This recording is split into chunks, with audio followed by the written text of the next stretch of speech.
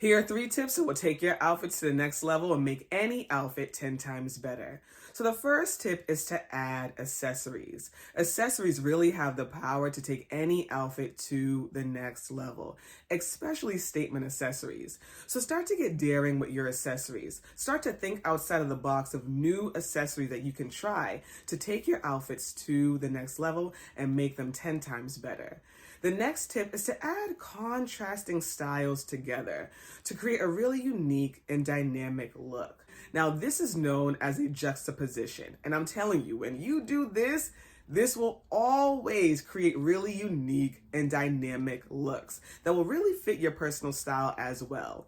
So examples of this are adding a feminine style with a masculine style. So a feminine dress with a masculine jacket, even different fabrics together, velour shirt with leather pants. What I really love to do is adding vintage eras together. I love to add the 90s and the 70s together to create a really unique look. And like I said, if you do this, this will always create dynamic looks, and this will also aid in helping you build upon your style confidence. The next tip is to stay true to you.